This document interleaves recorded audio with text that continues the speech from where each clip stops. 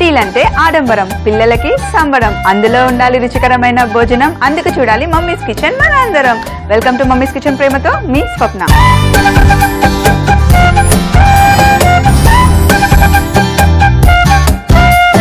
పిల్లల పార్టీలో మనం చేస్తున్నాం cheese and toffee sandwich bars. మరి ముందుగా కావాల్సిన పదార్థాలు ఏంటో ఒక్కసారి చూసేద్దాం.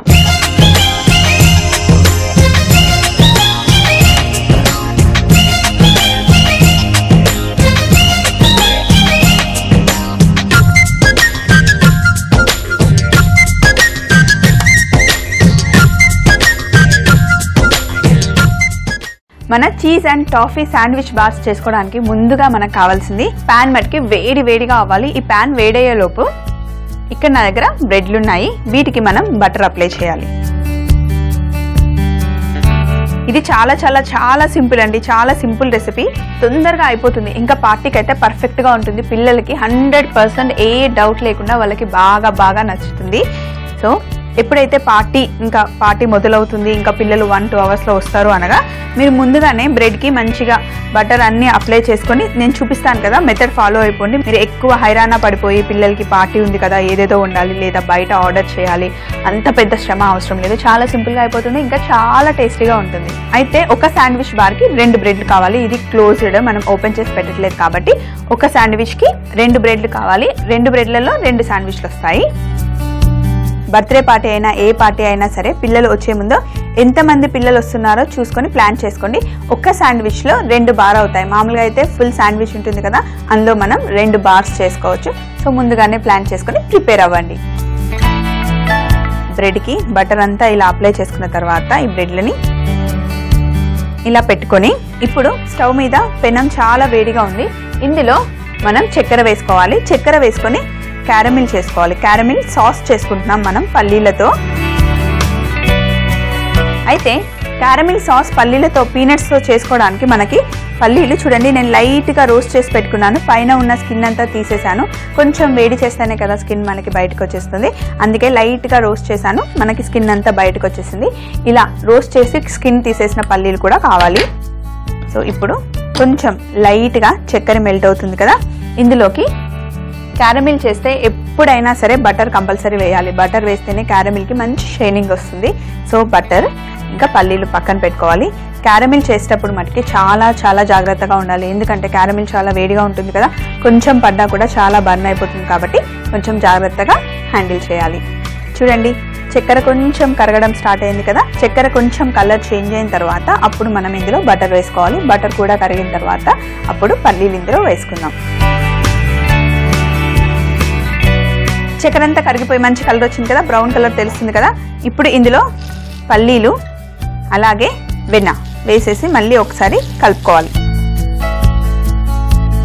ఇప్పుడు స్టవ్ ఆఫ్ చేసేసుకొని ఇందులో వెన్నంతా కరిగిపోయిన తర్వాత ఇందులో మనం క్రీమ్ వేయాలి.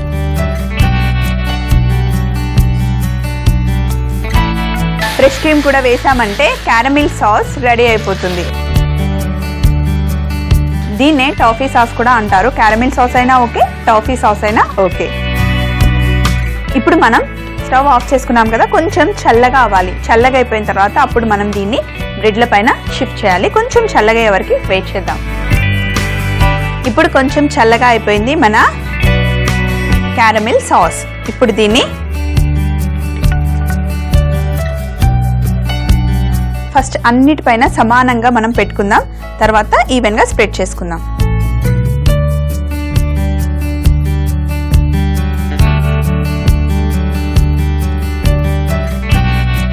ఇలా స్ప్రెడ్ చేసుకుంటే చల్లగా అయిపోయిన తర్వాత గట్టిగా బ్రెడ్కి కరెక్ట్గా పట్టుకుంటుంది. అన్ని బ్రెడ్లకి ఇలాగే ఈవెన్గా స్ప్రెడ్ చేసుకోవాలి. తరువాత చీజ్ ఇలా బ్రెడ్ మధ్యలో పెట్టుకోవాలి. ఇలా ఓన్లీ 3 బ్రెడ్ల మధ్యలోనే పెట్టుకోవాలి, అన్ని బ్రెడ్ మీద కాదు. ఎందుకంటే మనం 3 శాండ్విచ్ బార్లు చేస్తున్నాం కాబట్టి 3 చీజ్ పీసులు అయితే సరిపోతాయి. ఇప్పుడు మిగిలిన బ్రెడ్ని ఇలా పైన క్లోజ్ చేయాలి. ఇప్పుడు చీజ్ అండ్ టాఫీ శాండ్విచ్లు రెడీ అయిపోయాయి.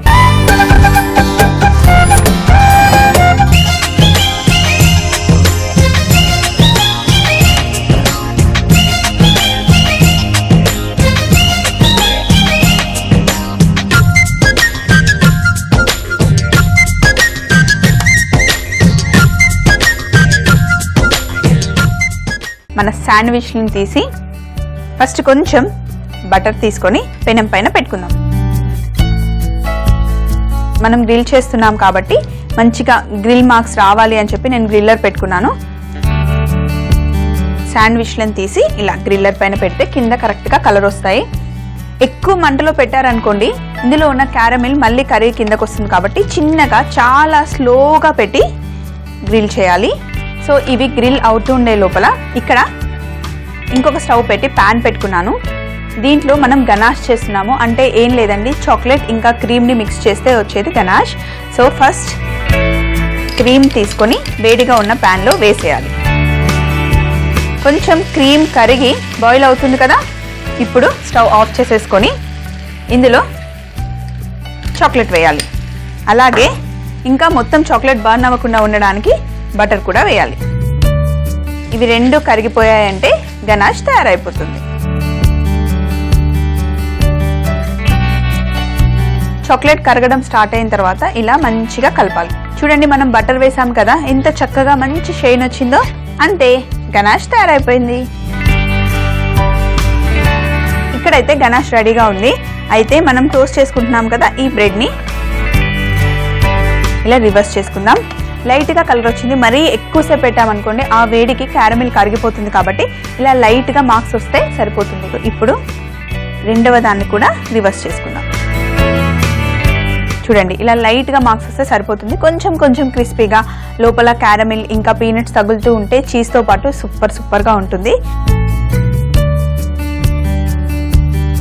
ఇప్పుడు ఈ మూడింటిని వెనకాల కూడా ఇలాగే లైట్గా మార్క్స్ వచ్చిందంటే మన cheese and toffee sandwiches ready అయిపోతాయి. వాటిని కట్ చేస్తే అవి బార్స్ అయిపోతాయి.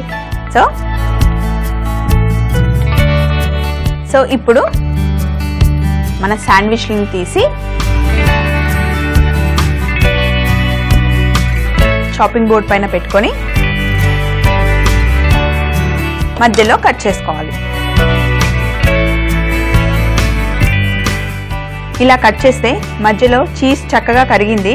అలాగే క్యారమిల్ అటువైపు ఇటువైపు మధ్యలో పీనట్స్ కనిపిస్తున్నాయి కదా, సూపర్గా ఉంది కదా. ఇప్పుడు వీటిపైన మనం చేసి పెట్టుకున్న గనాష్తో గార్నిష్ చేయాలి. ఒక స్పూన్తో ఓన్లీ ఒక సైడ్ మటుకే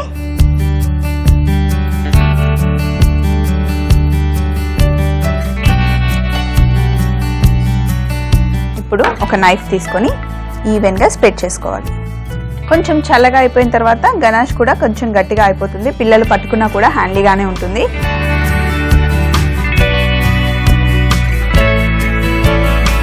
ఇలా స్ప్రెడ్ చేసుకున్న తర్వాత ఇక్కడ ఒక పైపింగ్ బ్యాగ్లో నేను జామ్ని కొంచెం మంచిగా క్రీమ్ చేసుకొని ఇందులో వేసాను.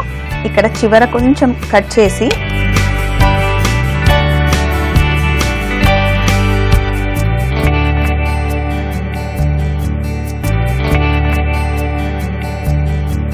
ఏదో ఒక గార్నిష్ మీకు ఏది నచ్చితే అది ఇలా జస్ట్ పైన చేసుకుంటే చూడడానికి బాగుంటుంది.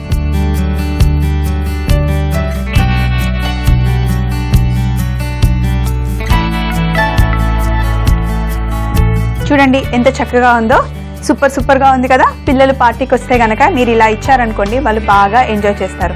అయితే ఎప్పుడు కూడా మనం పిల్లలు పార్టీకి వచ్చేసరికి ఇలా మెస్సీగా ఇస్తే బాగుండదు కదా.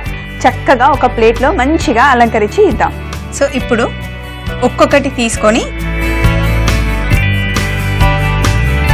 ఇప్పుడు ఇంకొకటి తీసుకొని ఇలా ఆపోజిట్ డైరెక్షన్లో